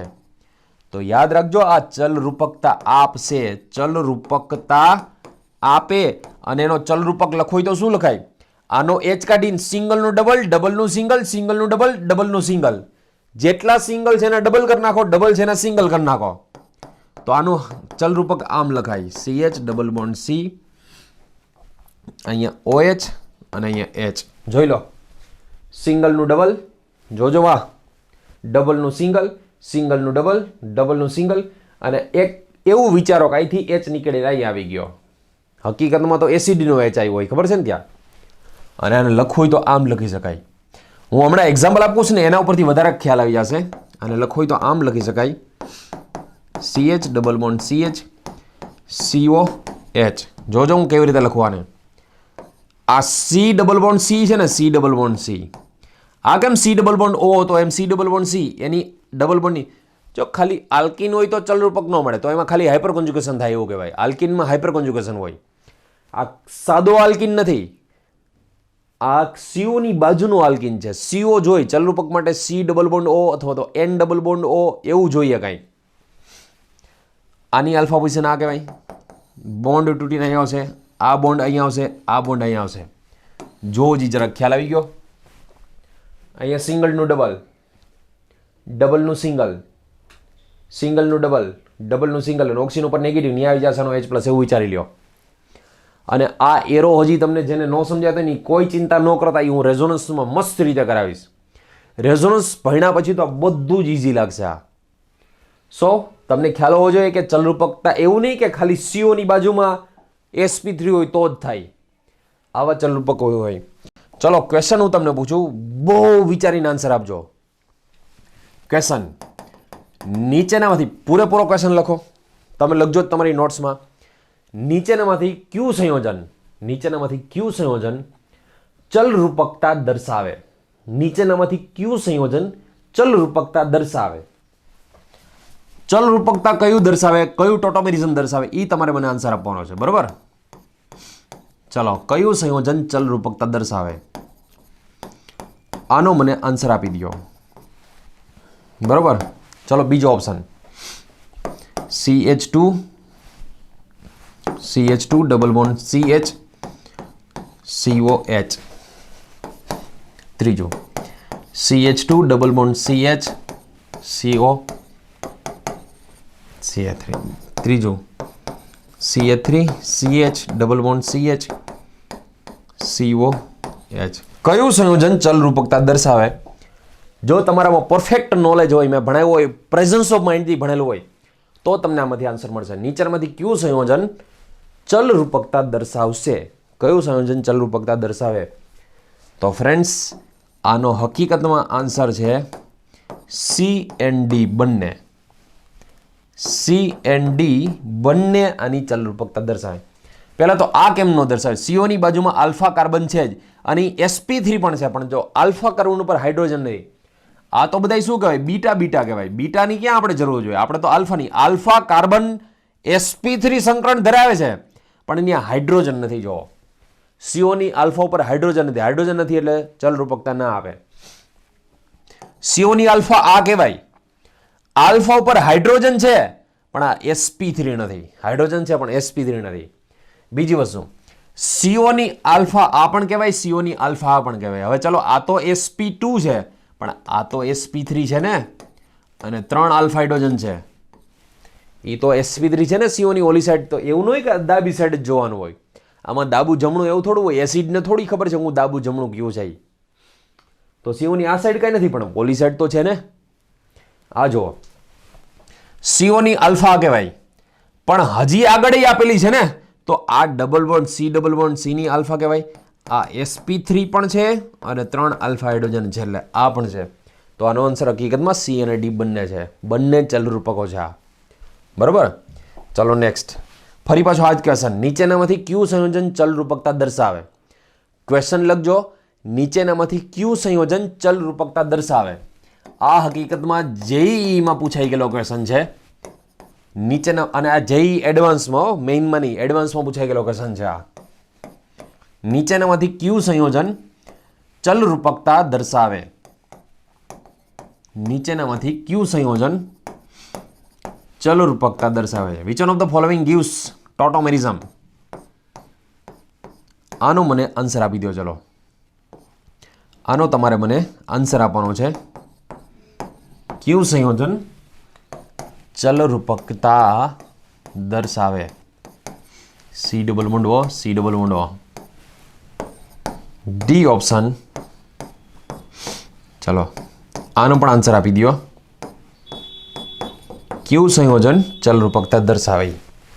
ચલો કરી આપો સિલેક્શન. કયું સંયોજન ચલરૂપકતા દર્શાવશે? બહુ ઊંડું વિચારવાની જરૂર નથી. સાવ સીધી. ઓલું મેં તમને અચક્રીય બધું, આ ચક્રીય ભોજન. આમાં એક એ પણ કહી દઉં, આમાં એક જ ઓપ્શન છે. આમાં એકથી વધારે નથી પણ છતાંય બધાય વિચારી જુઓ. એકથી વધારે નથી છતાંય વિચારી જુઓ. પહેલું ચલરૂપકતાની શરત યાદ કરો. સીઓની આલ્ફા પોઝિશન. ચલરૂપકતાની શરત યાદ કરો. સીઓની આલ્ફા પોઝિશન ઉપર sp3 કાર્બન હોવો જોઈએ અને પાછું sp3 કાર્બન છે એની ઉપર ઓછામાં ઓછો એક હાઇડ્રોજન, આલ્ફા હાઇડ્રોજન પણ હોવો જોઈએ. ડબલ બોન્ડ જો હોય, આલ્ફા બીટા અંશો જ્યારે ડબલ બોન્ડ હોય, ટૂંકમાં સીઓની બાજુમાં ડબલ બોન્ડ હોય, તો પછી આગળ વધી જવાનું. આગળ કાંઈ છે કે નહીં ચેક કરવાનું. ચલો વિચારો. પહેલાં મને કહો આ ચલરૂપકતા દર્શાવે કે ન દર્શાવે? આન્સર વિચારીને કહેજો. સીઓની આલ્ફા આ કહેવાય ને સીઓની આલ્ફા આ પણ કહેવાય. તમે ક્વેશ્ચનમાં કંઈ નહીં કરતા હો. તમે ક્વેશ્ચનમાં તમે જે કરો એ સોલ્યુશન કરીને કરજો. હવે હું આ ક્વેશ્ચન મેં લખી લીધા છે, હું સોલ્યુશન કરાવીશ. તમે ક્વેશ્ચનમાં કાંઈ ટચી નહીં કરતા આવી આલ્ફા વેલ્ફા કાંઈ ક્યાંય નહીં. સીઓની આલ્ફા આ પણ છે, સીઓની આલ્ફા બે sp3 જ છે. જો બે sp3 જ છે પણ ત્યાં હાઇડ્રોજન જ નથી. ત્યાં તો મિથાઇલ બેમાંથી ક્યાંય હાઇડ્રોજન નથી એટલે આ ચલરૂપકતા ના આવે. એની પોઝિશન ઉપર આલ્ફા છે. આલ્ફાની બાજુનો આ તો બીટા કહેવાય, આ બીટા કહેવાય, આ બધા બીટા કહેવાય. તમે ક્યાંક પહોંચી જતા નહીં. બરોબર, ત્યાં પહોંચતા નહીં. ચલો એક કામ કરો, આગળથી નહીં છેલ્લેથી લેતા જાય.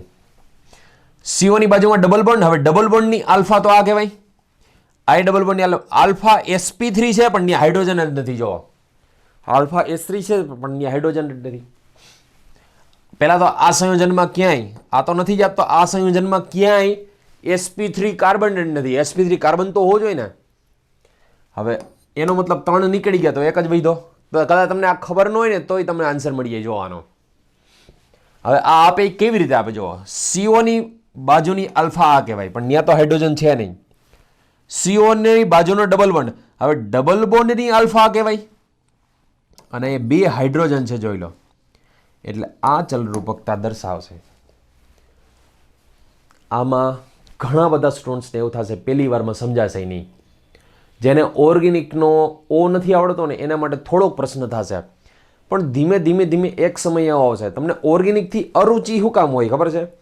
કોઈ પણ બેઝિક વગર સીધા તમે જે તે જગ્યાએ ભણાવો ત્યાં ચેપ્ટર ચાલુ કરી દીધું એટલે ઓર્ગેનિકમાં મસ્તીની અરુચિ આવી જાય. પહેલાં તો એને રુચિ જગાડવા માટે પાછું છે ને ઘણા બધા આવા કન્સેપ્ટ ભણશો ને, એમાં ખાસ કરીને જનરલ ઓર્ગેનિક કેમિસ્ટ્રી, રેઝોનન્સ ને હાઇપર કોન્જુગેશન ને ઇન્ડક્ટિવ ઇફેક્ટ ને એવું બધું હું ભણાવીશ ને પછી જ રુચિ જાગશે આમાં. તો જેને હાઇપર કોન્જુગેશન રેઝોનન્સ ને એવું આવડે છે ને એને ફટ કરતું જ એક જ વારમાં સમજાઈ આવશે.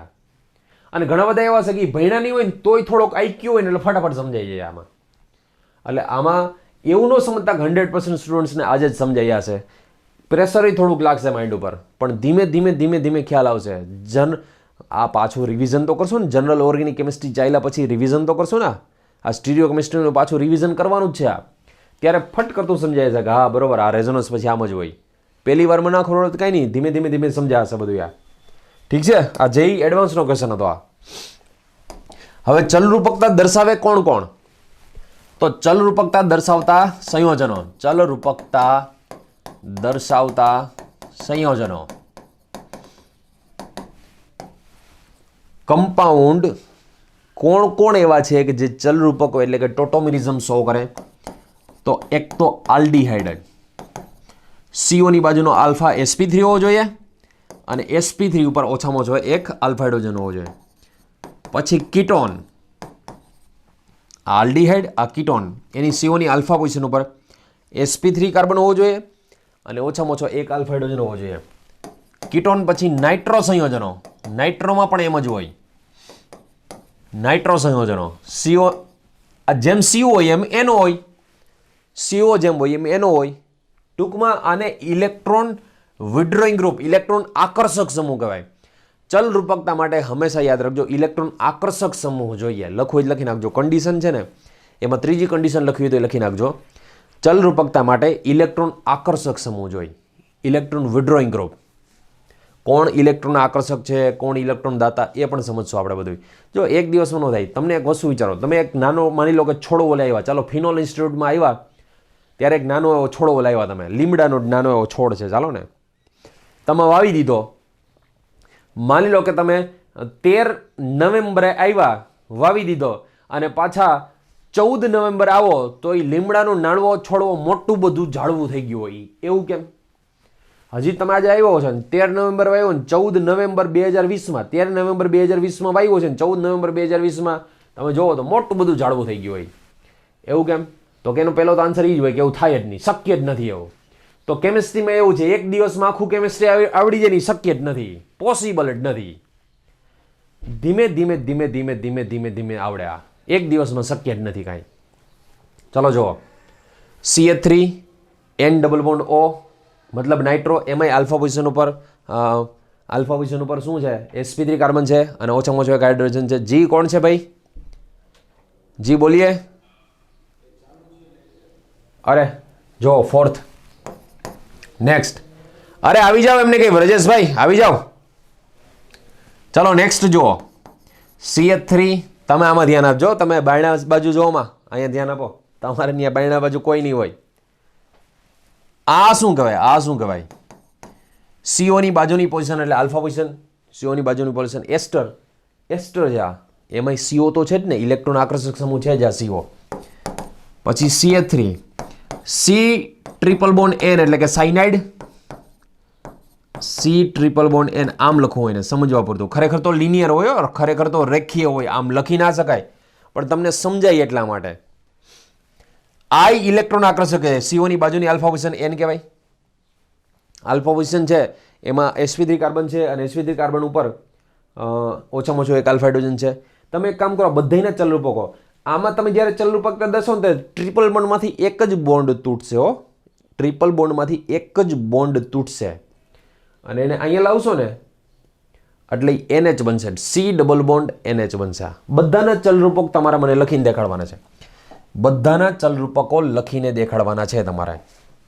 ચલો 5 પછી 6 નંબર, CH3, અહીંયા CO, NMe2.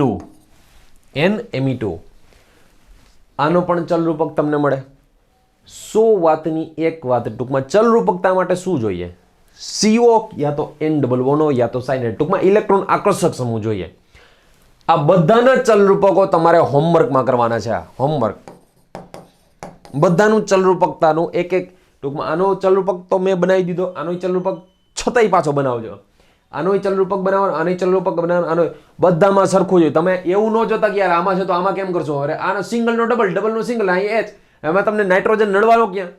આમાં એમ અહીંયા H કાઢીને સિંગલનો ડબલ, ડબલનો હોય ને એમાં તમને આ CO ક્યાં નડવાનો?